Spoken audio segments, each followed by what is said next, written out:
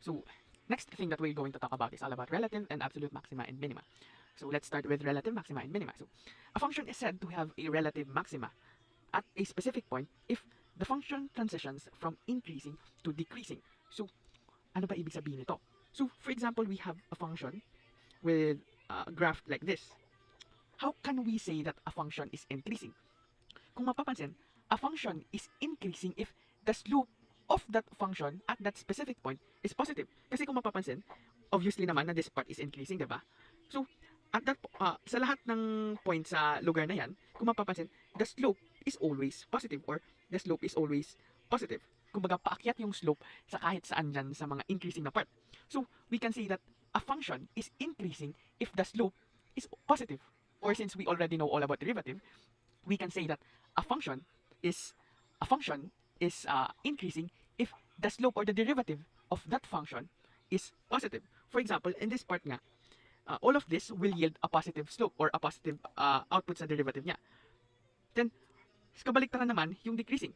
We can say that a function is decreasing if it has a negative slope. Kung mapapansin naman, yung positive na slope, which is here sa left side, is paakyat. Yung sa decreasing na part is pabugsok yung slope, diba? So, we can say that a point is increasing if the derivative of, say, the derivative is greater than 0. That means at that point, at that part of the graph, it is increasing and decreasing if it is lesser than 0 naman. So, since a relative maxima is a point and or the transition point between increasing and decrease, the transition point between the increasing value of the graph and the decreasing value of the graph, we can also say that the relative maxima is the transition point or yung transition point. Kasi kung mapapansin, paano ba magiging negative yung 0 if magsa-start siya sa, paano magdi-negative yung slope? Kasi dun nga sa graph kanina, paano magdi-negative ang slope kung nagsimula siya sa positive? Magiging negative lang siya if dadaan siya sa 0, di ba? Like, from positive, then magiging 0, then magiging negative. When the slope of the function is 0, and if it is from increasing to decreasing, then we can say that at that point, we have what we call the relative maxima. At that specific point, it yields the output, it yields the highest output compared to nearby outputs and create a hill-like image. So, example nga nito, parang hill siya sa relative maxima. Okay? So we can summarize the first part as like this. It is a relative maxima. It is a relative maxima if f prime of c is equal to 0, or at point c, so suppose we have a graph like this. This is x is equal to c, or this is f of c.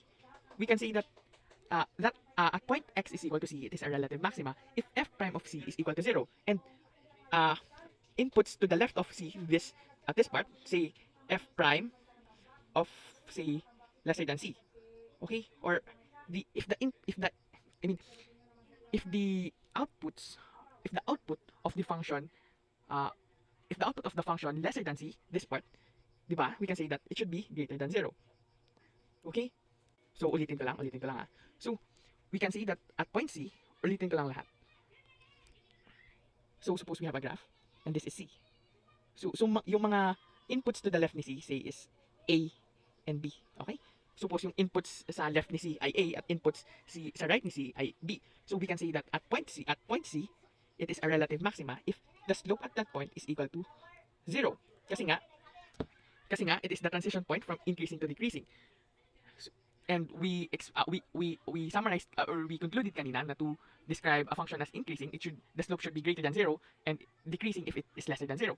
So the relative maxima is equal to 0 kasi yun yung transition point nung increasing to decreasing. Okay? So at point C, it is a relative maxima if f prime of C is equal to 0, f prime or the slope if the inputs is to the left of C is greater than 0 kasi paakyat muna siya dapat from increasing to the decreasing, and the inputs to the right of C is lesser than 0, meaning pabugsok na yung graph. Okay, I hope it's clear. So, yun nga, at point C, a function is said to be a relative maxima if it transitions from increasing to decreasing. And of course, it will create a hill-like image. So, pabundok dapat. Or pa-hill siya. The next is yung kabaliktaran niya, relative minima.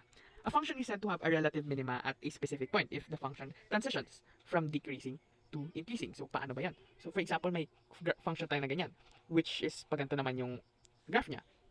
So, kanina sinabi natin na it is decreasing if the slope or the derivative at that point is lesser than 0. Or if the slope at that point is lesser than 0. Kung mapapansin, obviously ito yung relative minima or siya yung pinakamababa na output. So kung mapapansin, it is decreasing kasi pababa yung slope or negative yung slope. So negative yung derivative since derivative is just slope. And yung it transitions from decreasing, kung mapapansin sa left side, decreasing, then sa right side, pakyat naman yung slope niya. So yun nga, from decreasing to increasing. So meaning to say, at point C, say this is point C, say that is point C, that's, so yun nga, so we can see that at point C, it is a relative minima if f prime of 0, since siya yung transition point, I mean, if f prime of C is equal to 0, pareho lang na rule sa relative maxima, and say, yung mga inputs sa left niya is A, and yung mga inputs, ang mga inputs niya sa left ay A, at saka yung inputs niya sa right ay B. That's, it is a relative minima if f prime of C is equal to 0, and the slope or the derivative of the inputs to the left of C, which is denoted by A, is lesser than 0, meaning the slope is negative, and the slope to the right of C, denoted by f prime of C, is greater than 0, then it is said that at that specific point, it is a relative minima. Take note that it yields the lowest output compared to nearby outputs. Kung mapapansin, siya yung pinakamababa at that, dun sa magkalapit na mga lugar na yon. Take note na iba yung relative minima, relative sa absolute, yung relative, compared lang sa mga kalapit niya na mga outputs. Yung absolute is yung total na nung graph. So let's deal with it later. And then, take note na relative minima will create an inverted hill-like image or yung pabaliktad lang na hill. Summary, so if f prime of x is greater than 0, f of x is increasing at point x. So let's try to visualize this. So suppose we have a curve na ganyan. Diba?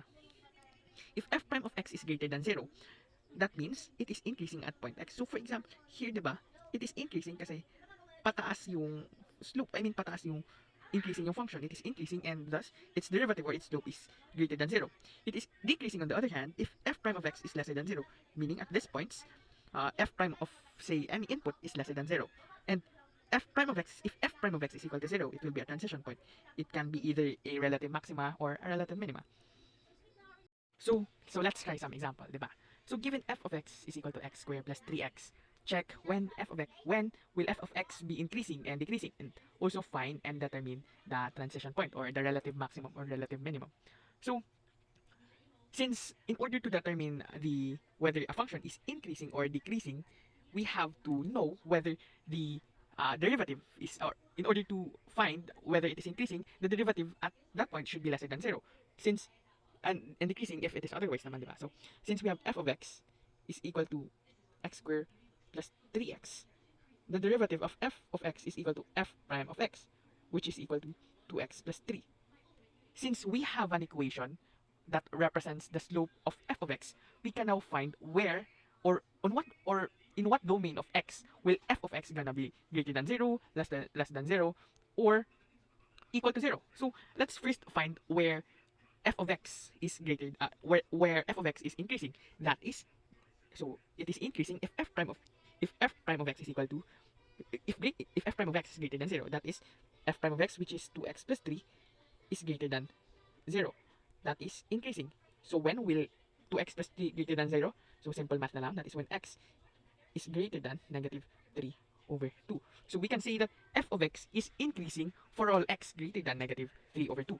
And it is decreasing if 2x plus 3, which is the derivative, is lesser than 0. That means x is lesser than negative 3 over 2.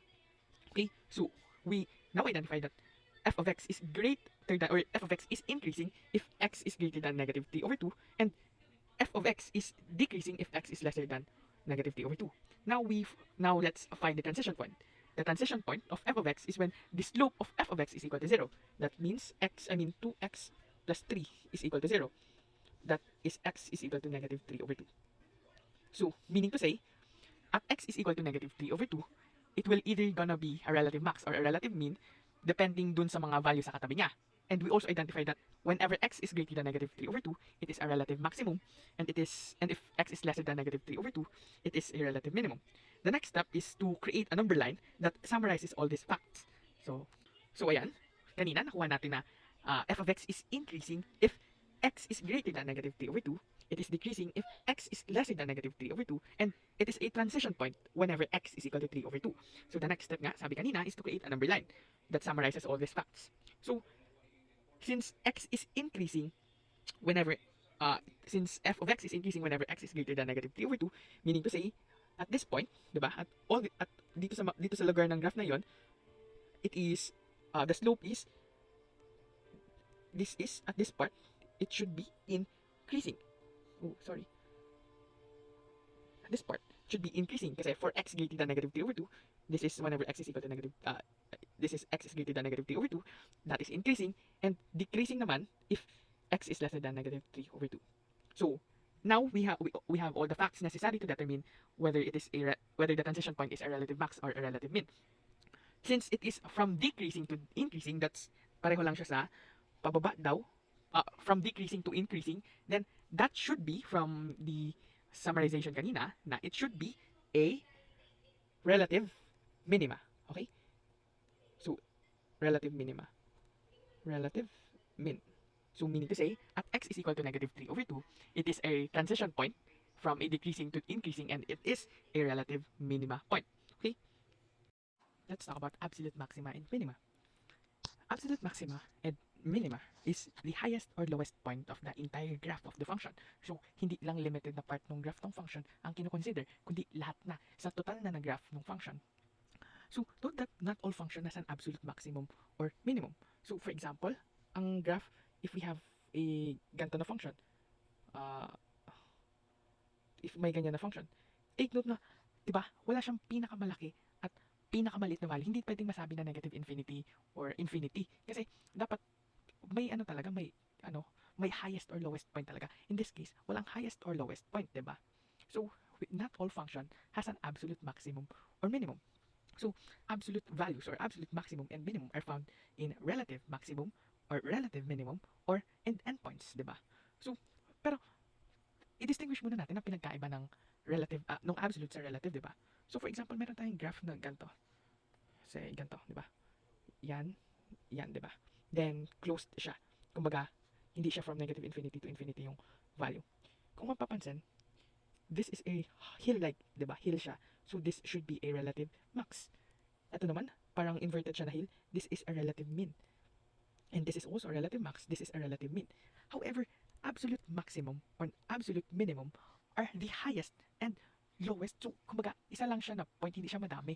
So, in this, di ba, sa dito, ito yung pinakamalaki na part ng graph. Tapos, ito yung pinakamaliit na part ng graph. So, makikita na ang pinakamataas or pinakamababa ng value ng graph or ng function ay maaaring mahanap sa absolute maxima, sa absolute minima, parang mga possibilities na mahanap yung absolute max and min.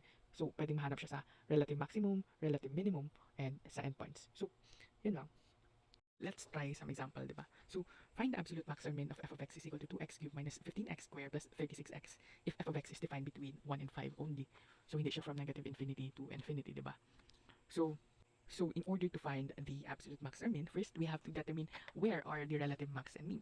So, in this case, kung mapapansin, we don't really have to find whether it is a relative max or min kasi makikita naman once na we evaluated it naman, di ba? Kasi candidates na sila. So, candidates na sila. So, we don't have to determine kung relative max or min ba sila. So, f prime is equal to 6x squared minus 30x plus 36. That means 6 times x squared minus 5x plus 6. So, we are trying to find the transition points. So, that is when the derivative is equal to 0, diba? Transition points occur when f prime is equal to 0. So, fast forward, we have x is equal to 3 and x is equal to 2. So, when x is equal to 3 and x is equal to 2 will yield a relative max or min. So, we don't really have to find out whether it is a relative max or min. But x is equal to 3 and x is equal to 2 are candidates as absolute max or min. So, nahanap na natin sa relative max. Nahanap na natin yung mga relative values na lang or say transition points naman or transition points na lang. Saka meron na rin naman tayong endpoints. So, i-evaluate na lang natin. Okay? So, ang endpoints natin is 1 and 5 and yung transition points is x equals 3 and x is equal to 2. So, i-evaluate na lang yan and then compare. So, eto na yung mga candidates bilang absolute max or min. Pwede siyang when x is equal to 2, x is equal to 3, x is equal to 1, or x is equal to 5. So, hahanapin na lang natin or evaluate na lang natin and evaluate na lang and compare. So, when x is equal to 2, f of 2 is equal to 28. When x is equal to 3, take note pala, isa-substitute na lang tong x doon so, when x is equal to 3, f of 3 is equal to 27. When x is equal to 1, f of 1 is equal to 23. And when x is equal to 5, f of 5 is equal to 55. So, since ito yung outputs, di ba? So, dito makikita agad natin kung sino yung relative max, sino dito yung relative min. So, gamit dito, kung mapapansin sa table, yung pinaka maliit na mag-yield na value is when x is equal to 1. When x is equal to 1, it will yield a value of 23. So, meaning to say, absolute minimum occurs at f at or occurs when x is equal to 1, and it will yield a value of 23. And absolute max will occur, kung mapapansin, eto siya, diba? It will occur when x is equal to 5, and it will yield a value of 55. So you can verify this by graphing this sa Desmos. Kung mapapansin nyo, yung pinakamaliit, i-graph nyo to sa Desmos with, which is defined only sa part na to. Kung mapapansin nyo, pinakamaliit yung value ni f of x when x is equal to 1. Ang value niya is 23. And pinakamalaki siya when it is x is equal to 5, which is will yield a value of 55. The next one is the mean value theorem, okay? So the mean value theorem says that let f be a function that satisfies the following hypothesis. 1. If f is continuous on the closed interval ab. 2. If f is differentiable on the open interval ab, then there is a number c in ab. So there is a number c on the interval ab such that the derivative at point c, or the slope at point c denoted by f prime of c, is equal to the slope of the line is equal to the slope of the line with coordinates FA and A, FB and B. Kasi kung mapapansin, etong part na to is just a slope. It's just y2 minus y1 over x2 minus x1. Kung mapapansin, this term is just a slope. So what this means is that there's a value, there's a specific value of c on the interval AB, such that when you take the slope of the line connecting the endpoints of the closed continuous function, then there will be c which is equal to, for example, eto ganito. This is the endpoints are A and B.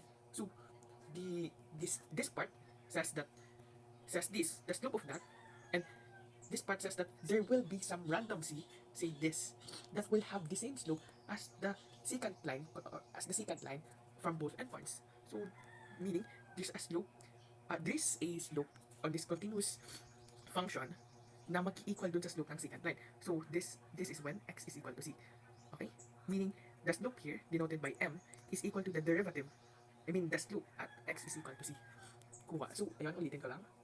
The mean value theorem says that if f is a closed continuous interval sa AB, or open interval, basta differentiable, then there is a number c sa interval ni AB such that the f prime, or the derivative of that, the derivative at c will be equal to the slope of the secant line sa endpoints. Okay? Try an example. So, determine at what x value will the slope of the function gonna be equal on the slope the slope of function gonna be equal to the slope of the secant line connecting the endpoints if the function is x minus 2 quantity square and defined on interval 1 and 4, closed interval 1 and 4. Take note na this is differentiable everywhere sa 1 and 4. Kumbaga, continuous siya doon, pwedeng makuha yung derivative sa interval na 1 and 4. And also, it is a closed interval. So, by the mean value theorem, there exists an x value, let's say it is c. There exists an x value that will yield similar slope to the slope of the secant line connecting the endpoints. So that means that there exists a derivative at c which is equal to the slope of the secant line connecting the endpoints. That's f of 4 minus f of 1 over 4 minus 1. Take note na f of 4 is equal to ilan? 4 minus 2 quantity square, that's 4, and f of 1 is 1. So, substituting, that's 4 minus 1 over 4 minus 1, that's 3 over t, so that's 1. So, from the mean value theorem, there exists a point c on the interval 1 and 4 on f of x is equal to x minus 2 quantity square that will yield the same slope as the secant line on the endpoints, which is 1 nga. So, let's find that specific point c. So, at what x value? So, we found out that the slope of the endpoints, the slope of the secant line connecting the endpoints is equal to 1. So, there should exist a values, or there should exist an x value c, which will yield similar slope to this. So let's find that value c. So in order to know that slope, we have to find the derivative, diba? So s prime of x. So how do we do that? That's 2 times x minus 2 times the derivative of the inside, which is just 1. So suppose that there is a value c that satisfy the equation that the slope, that at point c, the slope is equal to 1, which is the slope of the endpoints. That means that 2 times c minus 2 is equal to 1. So solving for c, that is 2c minus 4 is equal to 1, meaning c is equal to 5 over 2. So meaning at x is equal to c, or at x is equal to 5 over 2, the the slope of the function at x is equal to 5 over 2 is equal to the slope of the secant line connecting the endpoints.